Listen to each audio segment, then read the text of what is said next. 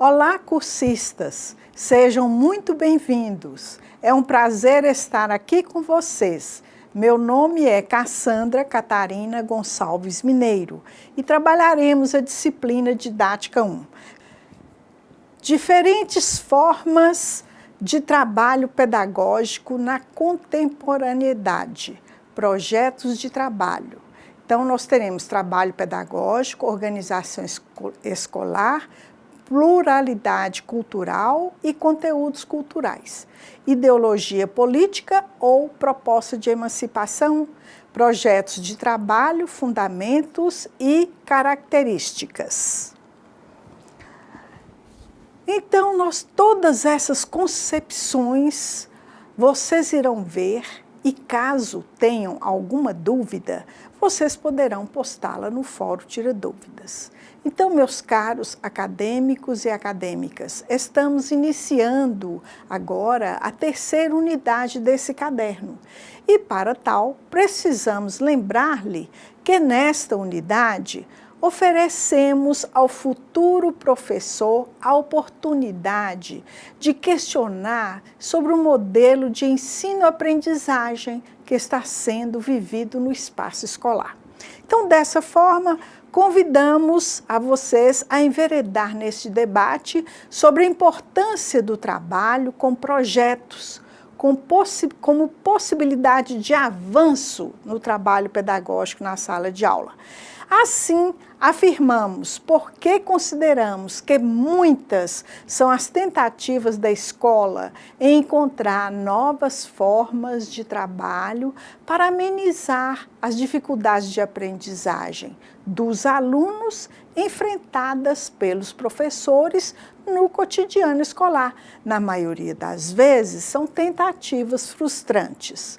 O autor Gaspar, em 2007, ele acredita que pode ser que a escola hoje não esteja acompanhando as mudanças da sociedade atual e, por isso, deva ser questionada, criticada e modificada para enfrentar os novos desafios. Trabalho pedagógico, organização escolar, pluralidade cultural e conteúdos culturais. No atual ambiente social, denominado pós-modernidade, a escola é atribuída a função de vender o ensino, considerado um produto consumido de acordo com a ordem determinada pelos interesses capitalistas, segundo o autor Giacomelli, 2007.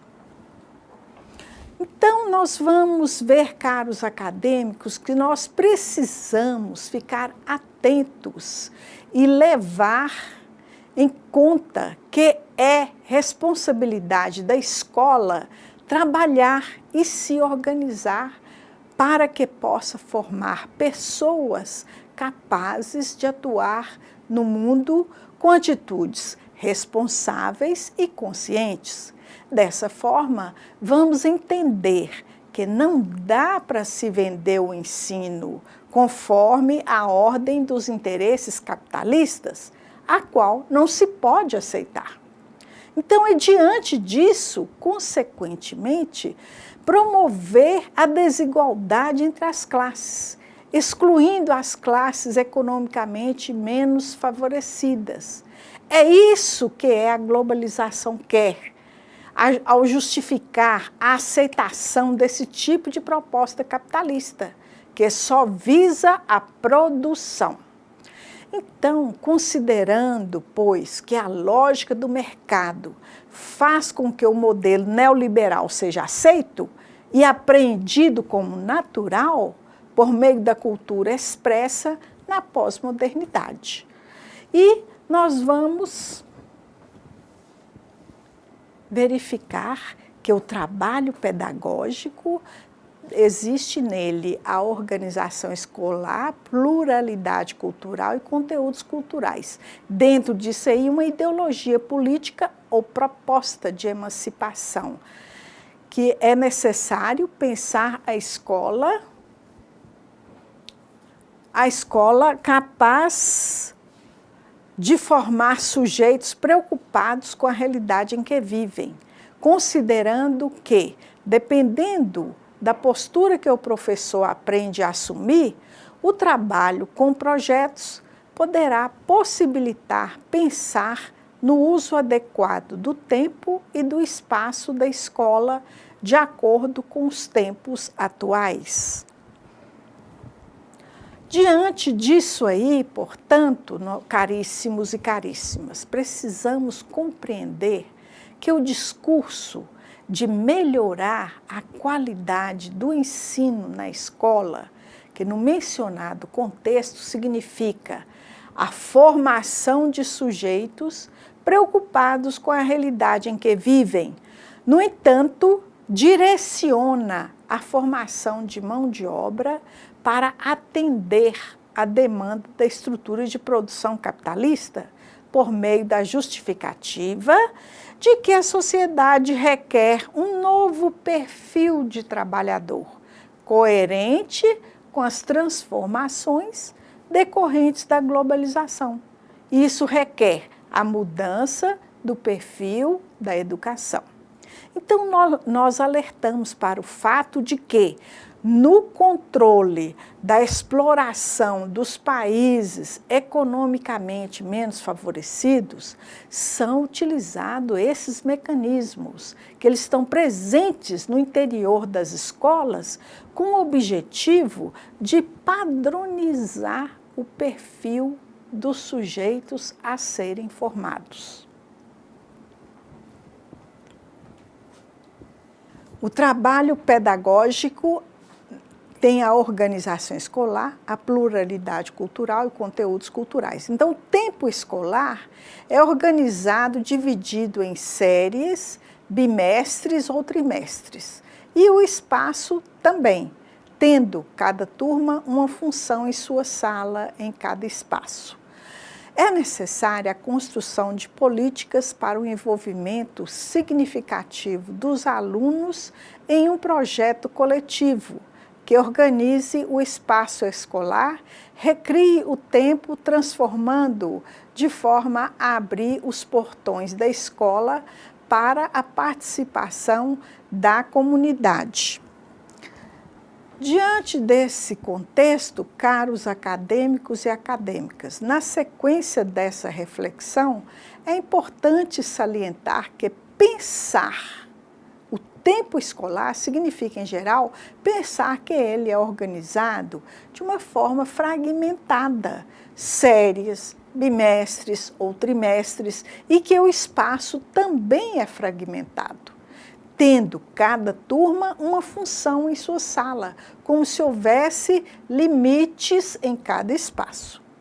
Ressaltamos que é significativo para os alunos um projeto coletivo que organize na totalidade o espaço escolar, modificando o tempo, transformando-o de forma a ampliar o projeto a ser trabalhado na escola, alcançando assim a participação da comunidade.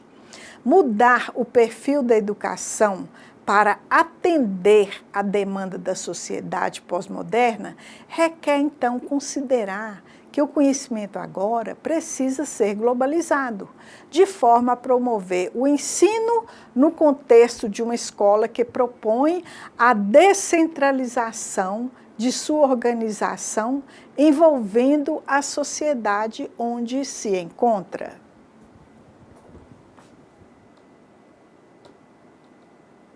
Os parâmetros curriculares nacionais, os PCNs, defendem uma reorganização do discurso neoliberal em educação.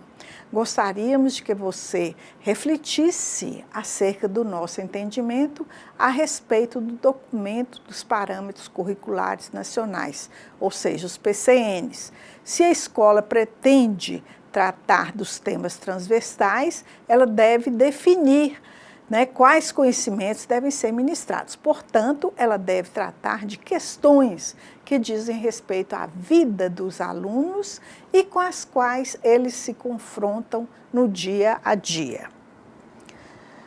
Então, diante disso, precisamos entender que essa reorganização do conteúdo em PCNs é o suporte de propostas como de um novo currículo para o ensino fundamental, fortemente impregnado dos conhecimentos valorativos, os temas transversais.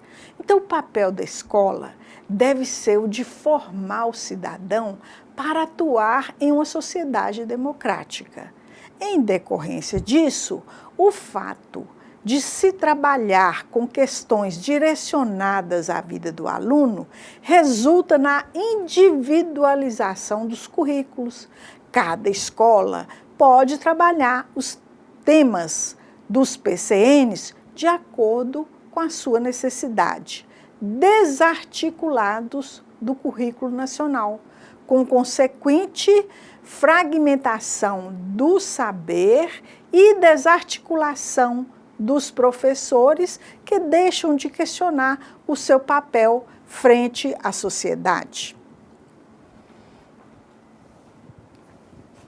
Os parâmetros curriculares nacionais, os PCNs, defendem uma reorganização do discurso neoliberal em educação, compreender a cidadania como participação social e política, exercitar o direito e deveres políticos, civis e sociais, adotando no dia a dia atitudes de solidariedade, cooperação e repúdio às injustiças, respeitando o outro e exigindo para si o mesmo respeito.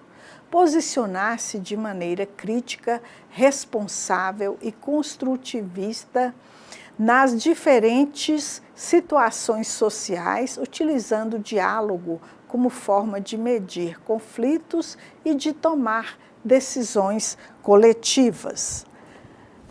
Então, vocês podem observar que os objetivos colocados neste slide, se referindo ao ensino fundamental e definidos nos PCNs, vislumbram a formação das capacidades do aluno ao longo da escolaridade, a fim de colaborarem para o pleno desenvolvimento dele. Alertamos assim que, de acordo com as políticas que produzem e implantam tais objetivos para a escolaridade dos alunos no Brasil, colocar o desenvolvimento do aluno como atividade central da educação escolar não é uma preocupação com o bem-estar do aluno, mas sim está demonstrando uma preocupação em adequá-lo ao perfil demandado pelas políticas internacionais, com o intuito de atender aos interesses do desenvolvimento tecnológico, necessário aos interesses do capital. Bom, então a gente vai ver que os parâmetros curriculares nacionais, os PCNs, defendem uma reorganização do discurso neoliberal em educação. Questionar a realidade, formulando-se problemas e tratando de resolvê-los. Utilizar, para isso, o pensamento lógico, a criatividade, a intuição, a capacidade de análise crítica, selecionando procedimentos e verificando sua adequação. Agir com responsabilidade em relação à comunidade coletiva. Brasil, 1997, que é a autoria dos PCNs. Então, vocês podem ainda considerar que os objetivos colocados agora e anteriormente apresentam um sentido de autovalorização, cuidando de si, uma linguagem que podemos considerar expressiva no que se refere ao desenvolvimento do amor próprio, do zelo pelo corpo, pela autoconfiança, no que se refere às capacidades afetivas, físicas, cognitivas, éticas, estéticas de interrelação pessoal e de inserção social, bem como capacidade de tomar decisões e resolver conflitos. Mais uma vez, alertamos a fim de que não construam uma visão ingênua, achando que nesses objetivos existe uma demonstração de solidariedade com as pessoas, pois atrás dessa demonstração devemos ter o cuidado com o ser humano, que está implícita uma preocupação com o modelo de funcionário de uma empresa, que não comporta mais aquele profissional treinado, eficiente e eficaz no sentido técnico. Os parâmetros curriculares nacionais defendem uma reorganização do discurso neoliberal em educação. Gostaríamos de alertar com relação à valorização da cultura, não só do Brasil, como também de outras nações, combatendo discriminações que se referem a fatores como classe social, crenças, sexo, etnia, etc. Esses objetivos escondem a intenção de globalizar a cultura dos países dominantes com países periféricos. Lembramos a vocês que tal intenção é ligada à educação e também, por intermédio dos meios de comunicação de massa, como, por exemplo, as telenovelas, cujas temáticas e cenários difundem valores culturais dos grandes centros desse país e dos diversos países que são difundidos entre nós brasileiros. Portanto, mais uma vez, em nome do respeito às diferenças, é produzida uma violência cultural a serviço dos órgãos de financiamento das políticas internacionais, a fim de provocar a globalização do consumo. Situação ingrata com as pessoas que não possuem os bens materiais necessários para vivenciar o consumo, tanto dos bens culturais como dos bens materiais, de forma organizada. Os parâmetros curriculares nacionais, PCNs, defendem uma reorganização do discurso neoliberal em educação. Os PCNs evidenciam objetivos direcionados à necessidade do aluno ser capaz de utilizar diferentes linguagens como meio para produzir, expressar e comunicar suas ideias, interpretar e usufruir das produções culturais em contextos públicos e privados, atendendo a diferentes situações, intenções e situações de comunicação. Saber utilizar diferentes fontes de informação, recursos tecnológicos para adquirir e construir conhecimentos. Brasil, 1997. Então, caríssimos e caríssimas, observem vocês que após o autor Giacomelli, 2007, analisar esses objetivos, ele nos faz um alerta com relação à impressão deixada por eles de que a existência das classes sociais, com as diferenciações fundadas em questões econômicas, é algo natural, que não deve ser motivo de surpresa, o que reconhecemos ser um discurso interessado em desenvolver um sentimento de conformismo, de aceitação nas pessoas. Então, sabemos que as diferenciações fundadas em questões econômicas não é algo natural, porque essas contradições não nascem no homem. Elas são produzidas pelos homens para sustentar seus interesses. Se concordarmos com tal colocação, estaremos com uma visão de mundo positivista, fundamentada no princípio da identidade, que foi determinada por Platão, conforme nós já vimos e discutimos na unidade 1. Então, nós vamos agora, outro item dos parâmetros curriculares nacionais, os PCNs, que a escola deve trabalhar coletivamente, em que os professores e seus alunos devam respeitar as diferenças, enriquecer-se com elas e, ao mesmo tempo, valorizar a própria identidade cultural e regional. Assim, formaremos homens capazes de lutar por um mundo em que o respeito às diferenças seja a base de uma visão de mundo cada vez mais rica para todos nós.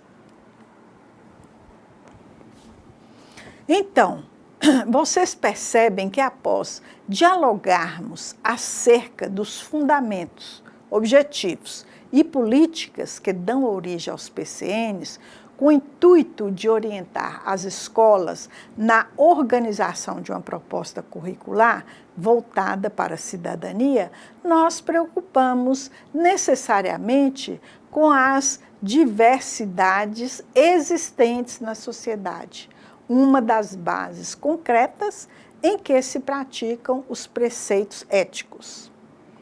Então, nós alertamos, portanto, que nessa direção é a ética que norteia e exige de todos da escola e de educadores em particular propostas e iniciativas que visem a superação do preconceito e da discriminação. A contribuição da escola na construção da democracia é a de promover os princípios éticos de liberdade, dignidade, respeito mútuo, justiça, equidade, solidariedade e diálogo no cotidiano. E, através disso, promover ações decididas em relação aos problemas gerados pela injustiça social. Os parâmetros curriculares nacionais, os PCNs, recomendamos que fiquem atentos ao trabalhar com os PCNs. Procurem os conteúdos de forma a atribuir-lhes uma visão de totalidade, não permitindo que os princípios norteadores deles sejam o personagem principal de suas aulas, mas sim as disciplinas ministradas. O conteúdo específico deve ser condição para a formação de uma pessoa emancipada, consciente do seu lugar no mundo e capaz de tomar decisões de acordo com os interesses políticos, de sujeito de sua vida em um espaço coletivo. Então, diante dessa visão que apresentamos a vocês, é indispensável dizer-lhes que, de acordo com a nossa concepção, os PCNs, por mais que não apareçam, têm seus fundamentos em ideais positivistas, tecnicistas, conforme a lógica política das tendências educacionais que apresentamos na unidade 2. Então, encerramos assim essas reflexões a respeito dos PCNs, lembrando-lhes, mais uma vez, que a forma de ensinar não é neutra, ou seja, a didática não é neutra, ela traz consigo um enfoque implícito. Portanto, dependendo da postura que você aprende no decorrer da sua formação de professor, o conteúdo que você irá trabalhar terá um outro sentido. Toda sua postura vai depender de você.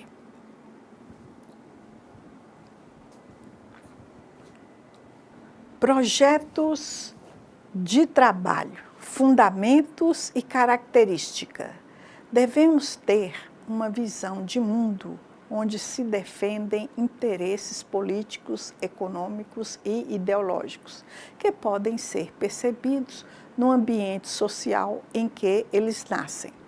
Assim, é um projeto de trabalho pedagógico, fundamentado em uma determinada visão de mundo, que expressa em si um interesse político, econômico e ideológico que o gerou e que o faz necessário. Então, confirmando essa fala, nós precisamos ter claro que projetar um trabalho pedagógico significa planejar um roteiro e mecanismos para alcançar uma intenção educativa, se entendemos que alcançar uma intenção requer traçar ações que serão vivenciadas e que traçar ações implica determinar uma política a seguir, que determina, por exemplo, um modelo de relação sujeito-objeto, ou seja, teoria e prática, valores, ou ainda uma visão de mundo. Então, discutir a respeito do trabalho por meio de projetos é necessário pensar inicialmente que projetar um trabalho educativo a ser desenvolvido na sala de aula, no âmbito de uma instituição escolar, não significa apenas organizar conteúdo, traçar objetivos e escolher métodos de ensino. Significa, sim, traçar uma estratégia de ação com fins determinados em direção à formação de pessoas a se tornarem um determinado modelo de homem. Projetos de trabalho, fundamentos e característica. Ao projetar um trabalho pedagógico, significa uma sequência de itens até alcançarmos uma visão de totalidade de mundo. O trabalho com projetos é uma forma de trabalho pedagógico na contemporaneidade, por ser uma alternativa das políticas educacionais atuais. Vocês precisam ter claro que projetar um trabalho pedagógico significa planejar uma sequência de itens e mecanismos para alcançar uma intenção educativa. Se entendemos que alcançar uma intenção requer traçar ações que serão vivenciadas e que traçar ações implica determinar uma política a seguir, que determina, por exemplo, um modelo de relação sujeito-objeto, teoria, prática, valores, ou seja, uma visão de mundo.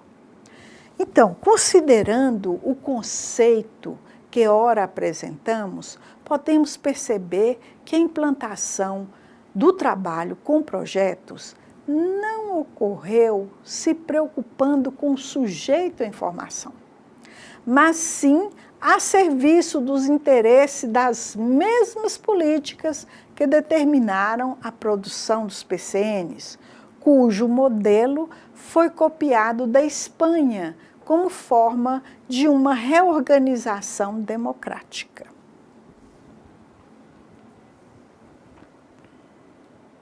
Então, nós vamos ver os projetos de trabalho na corrente filosófica fenomenológica humanista. O trabalho com projeto vem para atender à relação capital-trabalho, que no mundo globalizado, a partir dos anos 90, favorece a produção e circulação de mercadorias. O novo modelo de trabalhador será disciplinado e especializado, conforme o perfil exigido antes dos anos 70 e conforme a proposta escolar novista, com qualidades multifuncionais, criativo, irrequieto, o que é próprio de um pesquisador. Então, nós estamos vendo dessa forma que vocês precisam saber que passa a existir a nova demanda de mudanças das estratégias educacionais, a fim de desenvolver o ensino nos anos 1990. Cenário este em que se lança a mão dos projetos de trabalho como estratégia de veiculação do trabalho pedagógico por meio da proposta de vinculação da escola com a comunidade e o privilégio da formação moral. Em alguns casos, priorizam a formação para o mercado de trabalho, em outros, a formação moral, como é o caso da Reforma Espanhola, implantada a partir de 1987. Esta reforma espanhola, ela gerou uma proposta educacional, da qual o Brasil toma de empréstimo a ideia dos temas transversais.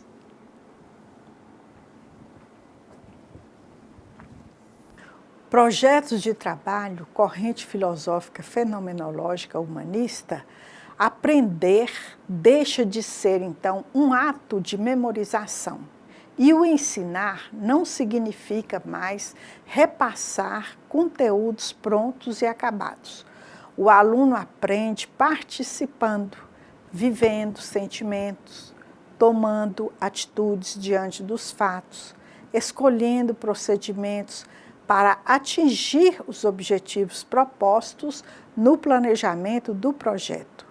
O professor não ensina mais pelas respostas dadas, mas principalmente pelas experiências proporcionadas, pelos problemas, pelas ações e decisões tomadas. Diante desses fatos, podemos perceber que tal dinâmica não difere da proposta de educação dada por Aristóteles na Grécia Antiga, São Tomás de Aquino também na Idade Média, e fundamentada no pensamento de Bacon já na Idade Moderna. Então, isso aí foi alicerçado às teorias clássicas de ensino-aprendizagem que foram produzidas por esses filósofos, educadores, pedagogos, cujas teorias originam as tendências pedagógicas ativas ou humanistas, escolanovistas. Então, isso significa que os modelos antigos de ensinar ainda são encontrados atualmente, mesmo que um completando o outro, mas eles não deixaram de existir. Encontramos, pois, nessa proposta pedagógica, os fundamentos alicerçados na fenomenologia humanista, que, por sua vez, priorizam o indivíduo, o olhar subjetivo às diversas possibilidades de interpretação do sujeito a respeito dos fenômenos, independentemente da história que os produziu, possibilitando, então, o entendimento dos fenômenos de forma fragmentada, por meio do discurso de valorização da liberdade, autonomia, capacidade crítico-reflexiva.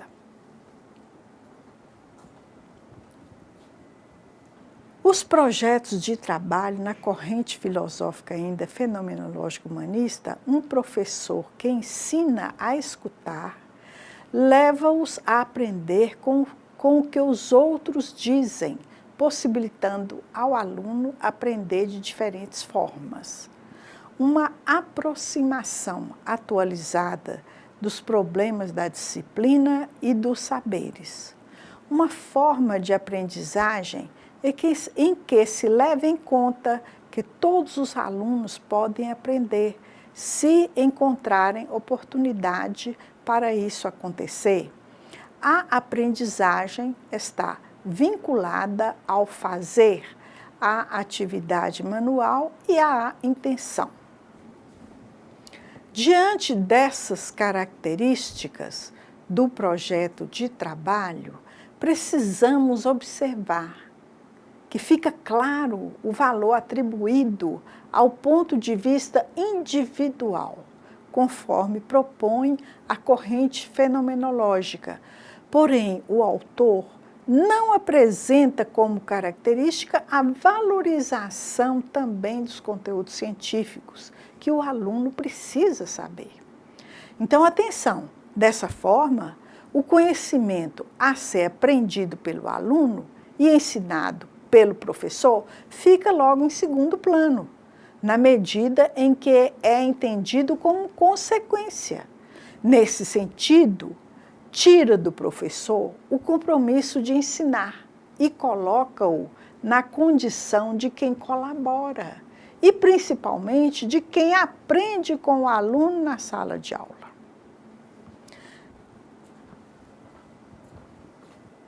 Ainda com projetos de trabalho, nós vamos ver agora as etapas do projeto. A primeira etapa, problematização.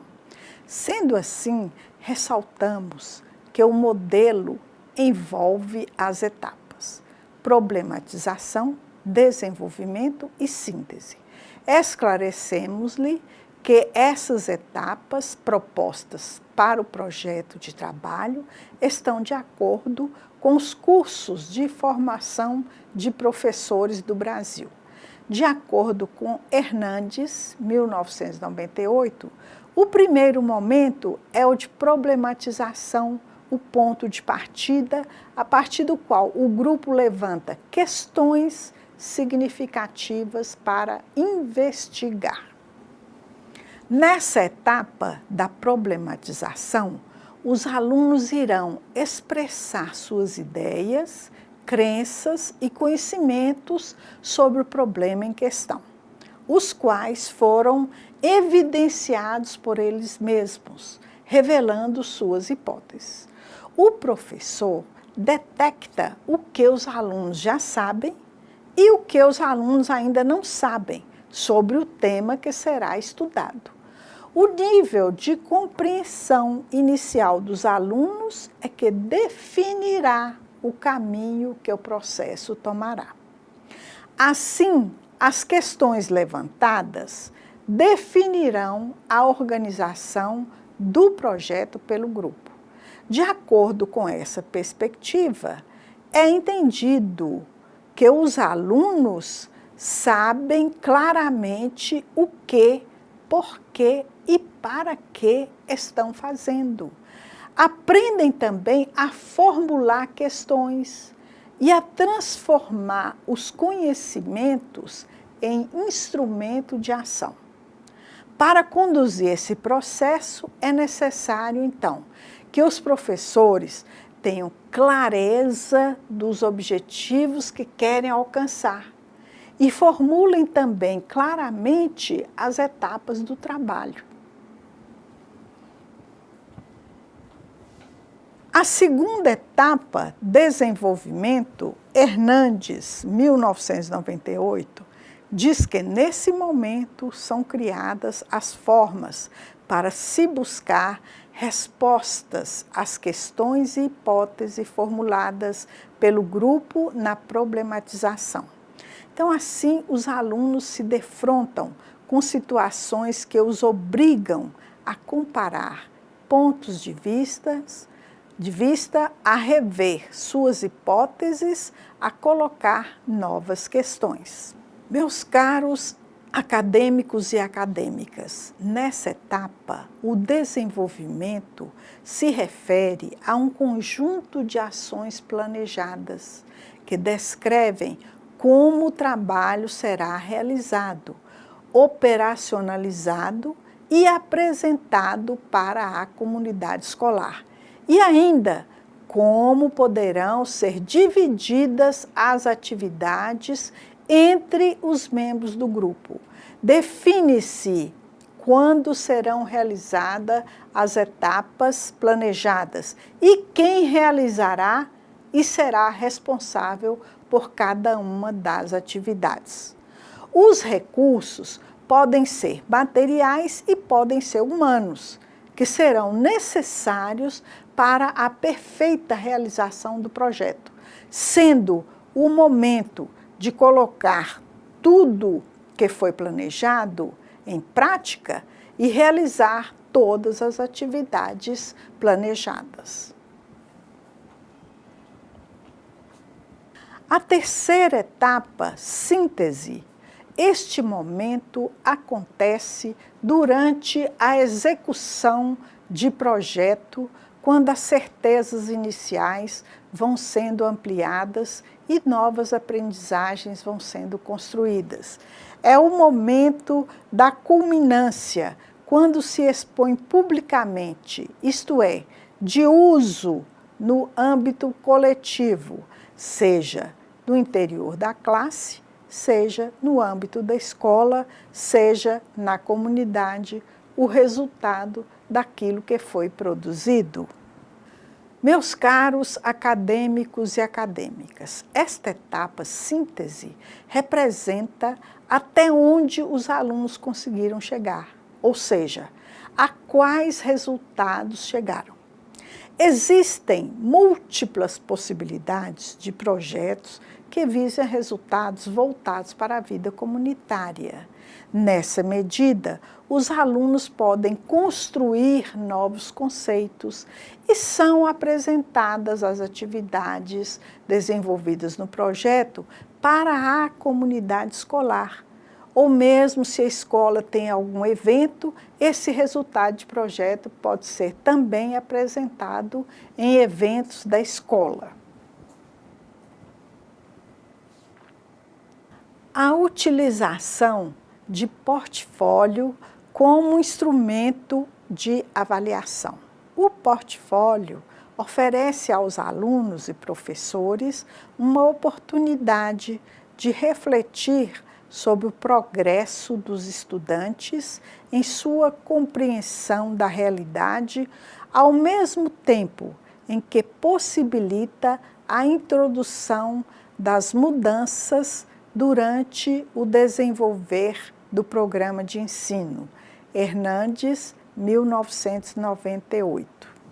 Então, caros acadêmicos e acadêmicas, no que se refere à avaliação do projeto, este deve ser avaliado em todas as suas etapas, segundo Álvares Leite, para quem o projeto pode ser alterado no decorrer de sua execução, pois os ajustes sempre são necessários ao bom funcionamento e andamento de um processo.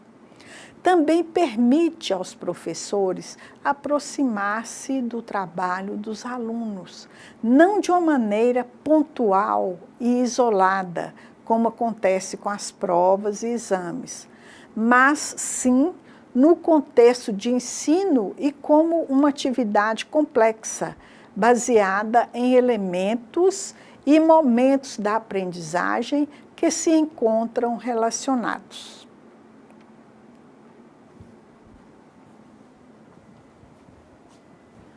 Bom, dentro de uma tendência pedagógica norteada pela concepção de educação histórico-crítica dialética, a tendência que, conforme a unidade 1, ressalta a importância de se vivenciar a educação a partir do trabalho, para que tenha como finalidade principal contribuir com a formação emancipada dos alunos.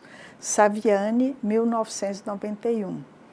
Afirma que o trabalho é princípio educativo num terceiro sentido, na medida em que determina a educação como uma modalidade específica e diferenciada de trabalho, que seria o trabalho pedagógico.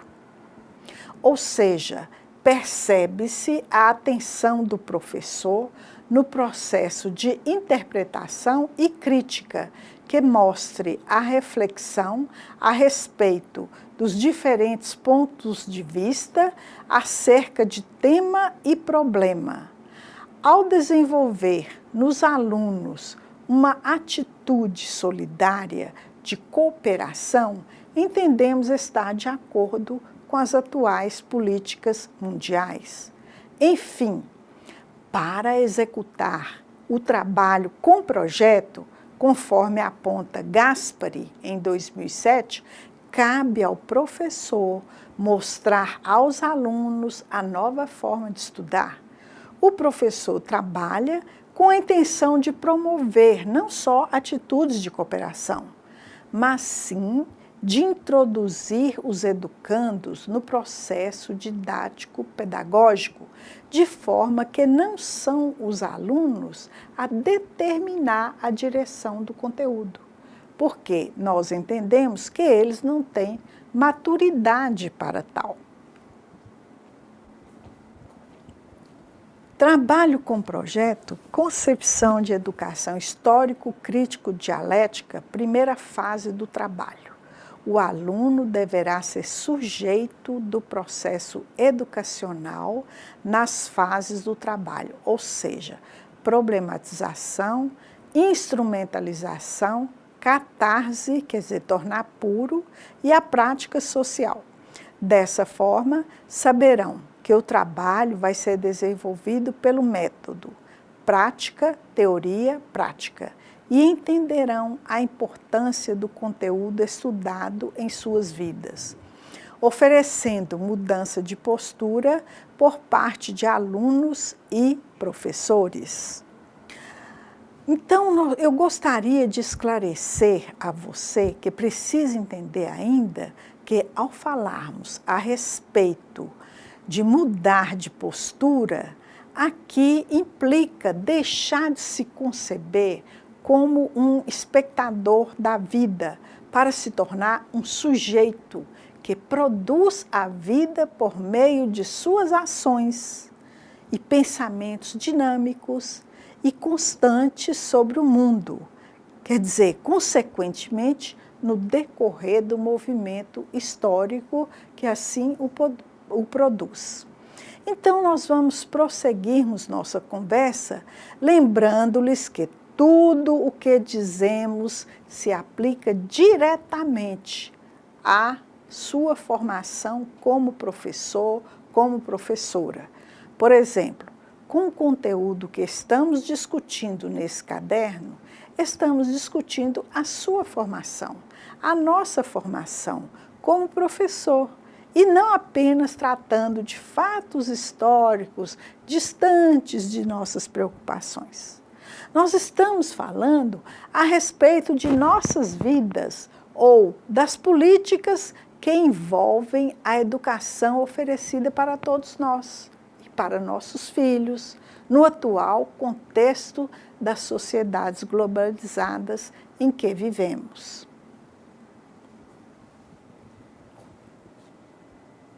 A concepção de educação histórico-crítica e dialética na segunda fase do trabalho.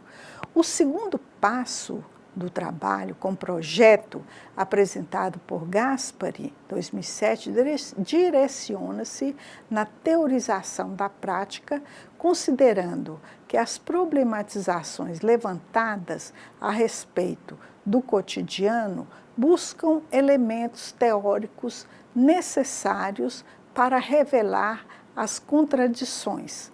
Essas contradições estão na aparência dos fatos ou fenômenos vivenciados, para que sejam estabelecidas relações internas entre os conteúdos e a prática sociohistórica, de forma a superar o conhecimento empírico para o conhecimento teórico-científico.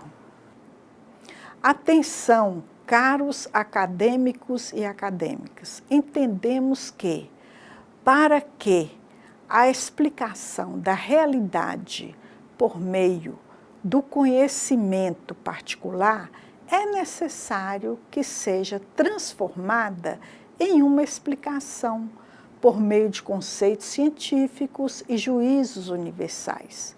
É necessário o conhecimento teórico, pois o domínio desse conhecimento é condição para a compreensão da nossa realidade, nas diversas dimensões que ela se encontra. Aqui você pode observar que o projeto, nessa visão, difere da versão que apresentamos anteriormente. Concebemos assim porque, na primeira versão, que é ora apresentada, a preocupação era garantir o ensino dos conteúdos científicos.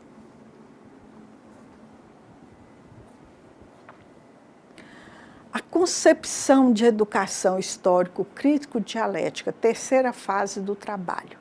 Esse terceiro passo seria o retorno à prática para transformá-la, considerando que o educando possui elementos teóricos necessários à compreensão da realidade para além da aparência, condição necessária para um novo posicionamento em relação à prática. Segundo, precisamos ter claro que, em relação à prática, esse novo posicionamento só é possível quando se muda a maneira de entendê-la, ou seja, justificar a teoria e prática para além da divisão, ou melhor, como realização na prática.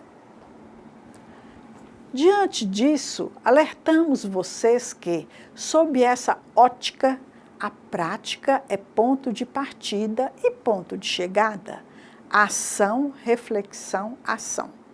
Dessa forma, a transformação da realidade acontece pela ação do sujeito, que passa a ver o mundo sob diversos aspectos que ultrapassam seu ponto de vista, como propõe a metodologia de projetos que discutimos anteriormente. Nessa perspectiva, a transformação não diz respeito à transformação pessoal, com base nos interesses individuais, mas sim a transformação do sujeito de forma mais ampla e comprometida com a busca de práticas sociais politicamente democráticas. Bom, considerações finais.